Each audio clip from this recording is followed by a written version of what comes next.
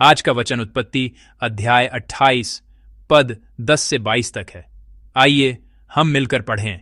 याकूब Beersheba से निकलकर हारान की ओर चला और उसने किसी स्थान में पहुंचकर रात वहीं बिताने का विचार किया, क्योंकि सूर्य अस्त हो गया था।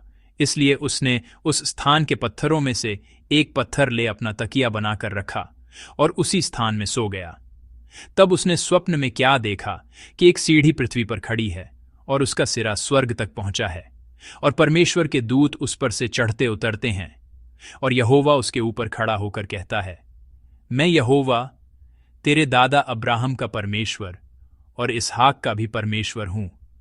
जिस भूमि पर तू लेटा है उसे मैं तुझको और तेरे वंश को दूंगा, और तेरा वंश भूमि की धूल के किनकों के समान बहुत होगा और पश्चिम, पूरब, उत्तर, दक्षिण चारों ओर फैलता जाएगा।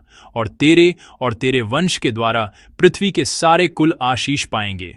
और सुन, मैं तेरे संग रहूंगा और जहां कहीं तू जाए वहां तेरी रक्षा करूंगा और तुझे इस देश में लौटा ले आऊंगा। मैं अपने कहे हुए को जब तक पूरा न कर लूं तब तक तुझको न छोड़ूंगा। तब याकूब जाग उठा और कहने लगा, निश्चय इस स्थान में यहोवा है और मैं इस बात को न जानता था। और भय खाकर उसने कहा, यह स्थान क्या ही भयानक है। यह तो परमेश्वर के भवन को छोड़ और कुछ नहीं हो सकता, वरन यह स्वर्ग का फाटक ही होगा। भोर को याकूब उठा और अपने तकिए का पत्थर लेकर उसका खंभा खड़ा किया और उसके सिरे पर तेल डाल दिया। उसने उस स्थान का नाम बेतेल रखा, पर उस नगर का नाम पहले लूज था। तब याकूब ने यह मन्नत मानी, यदि परमेश्वर मेरे संग रहकर इस यात्रा में मेरी रक्षा करे और मुझे खाने के लिए रोटी और पहनने के लिए कपड़ा दे और मैं अपने पिता के घर में कुशल क्षेम से लौट आऊं, तो यहोवा मेरा परमेश्वर ठहरेगा और यह पत्थर जिसका मैंने खंभा खड़ा किया है परमेश्वर का भवन ठहरेगा। और जो कुछ तू मुझे दे उसका दशमांश मैं अवश्य ही तुझे दिया करूंगा। आमीन। क्या आपने कभी निराशा या अकेलापन महसूस किया है? जीवन जीते हुए हर किसी के जीवन में ऐसे क्षण आते हैं। याकूब अब अपने जीवन के एक बंद गली में है। पवित्र विवाह का एक कारण तो था, लेकिन वास्तव में यह अपने भाई के क्रोध से बचकर घर से अकेले भागने का एक रास्ता था। याकूब के पास कुछ भी नहीं बचा था, न परिवार, न संपत्ति, न ही सुरक्षा। उसे बस मैदान के एक पत्थर को तकिया बनाकर अकेली रात गुजारनी पड़ी। लेकिन ठीक उसी जगह, उसी स्थान पर परमेश्वर आए। यह आराधना के लिए कोई तैयार समय नहीं था और न ही यह कोई मंदिर था, लेकिन आकाश खुल गया और परमेश्वर उपस्थित हुए। याकूब को एहसास होता है, परमेश्वर निश्चय ही यहां थे और मैं यह नहीं जानता था। परमेश्वर तब भी हमारे पास आते हैं जब हमें लगता है कि हमारा जीवन बिल्कुल निचले स्तर पर है। पूरी तरह से विनम्र स्थान पर, अकेले और भयभीत उस मैदान के बीच में भी परमेश्वर आते हैं, क्योंकि परमेश्वर समय और स्थान की नहीं बल्कि व्यक्ति की तलाश करते हैं। परमेश्वर हमेशा पहले हमारे पास आते हैं। मैं आप संतों को आशीष देता हूं कि आप इस बात को याद रखें। 12 पद में याकूब के सपने में एक सीढ़ी थी। उस सीढ़ी पर, जो आकाश और पृथ्वी को जोड़ती है, परमेश्वर के दूत ऊपर नीचे आ जा रहे हैं। यह केवल एक कल्पना नहीं थी, यह एक घोषणा थी कि आकाश और पृथ्वी के बीच एक मार्ग खुल गया है। और यूहन्ना अध्याय 1 पद 51 में यीशु कहते हैं, तुम आकाश को खुला हुआ और परमेश्वर के दूतों को मनुष्य के पुत्र के ऊपर चढ़ते उतरते देखोगे। यह याकूब के ऊपर खुले आकाश और पृथ्वी को जोड़ने वाली सीढ़ी के माध्यम से हमारे और परमेश्वर के बीच मध्यस्थ यीशु का एक पूर्व रूप था।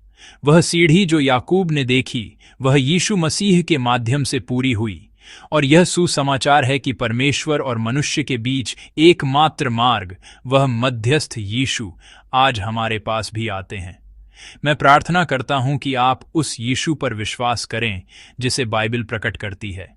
दादा अब्राहम को दी गई वाचा को जारी रखते हुए वे घोषणा करते हैं कि तुम्हारे वंशज बहुगुणित होंगे और तुम्हारे माध्यम से सभी राष्ट्र आशीष पाएंगे। क्या याकूब के पास ऐसा आशीर्वाद पाने के लिए कोई शर्त थी? याकूब एक ऐसा व्यक्ति था जिसने धोखा दिया, भागा और छिपा। वह एक अयोग्य व्यक्ति था। उसने परमेश्वर को पुकारा और उन्हें पकड़ा भी नहीं था, लेकिन परमेश्वर पहले उसके पास आए और उसे डांटने के बजाय एक वादा दिया। यह एक ऐसी घटना है जिसे केवल परमेश्वर के प्रबल अनुग्रह से ही समझाया जा सकता है। इस अनुग्रह ने याकूब को एक पत्थर खड़ा करके एक स्तंभ बनाने और उस पर तेल डालकर उसे आराधना के स्थान के रूप में अलग करने के लिए प्रेरित किया। परमेश्वर के आने और साथ होने से याकूब अब अकेला नहीं था, और वह स्थान अब एक भगोड़े का मैदान नहीं बल्कि परमेश्वर का घर बेतेल बन गया। और याकूब ने एक मन्नत मानकर प्राप्त अनुग्रह का विश्वास के साथ उत्तर दिया। यद्यपि वह पूर्ण नहीं था, लेकिन उसके जीवन में निश्चित रूप से एक बदलाव शुरू हो गया था। परमेश्वर के सहकर्मी के रूप में जीने का एक दृढ़ संकल्प पैदा हुआ। प्रिय भाइयों और बहनों, हम भी कभी कभी याकूब की तरह अकेले और असुरक्षित जीवन के मार्ग पर होते हैं, लेकिन याद रखें, परमेश्वर हमारी शर्तों के कारण नहीं बल्कि अपने प्रेम और अनुग्रह से हमारे पास आते हैं, और उस स्थान पर वे एक मार्ग खोलते हैं और हमें फिर से शुरू करने देते हैं। और वे कहते हैं, मैं तुम्हारे साथ हूं, तुम जहां कहीं भी जाओगे मैं तुम्हारी रक्षा करूंगा। आज मैं जहां हूं वह स्थान बेतेल बन सकता है। अभी इसी क्षण यह स्थान परमेश्वर का घर बन सकता है। उस स्थान पर आराधना फिर से शुरू हो सकती है और विश्वास की यात्रा नए सिरे से खुल सकती है। वह स्थान जहां जीवन फिर से शुरू होता है। मैं प्रभु के नाम से आप सभी संतों को आशीष देता हूं कि आप उस स्थान पर स्तुति, प्रार्थना और जीवन के साथ परमेश्वर को उत्तर दें।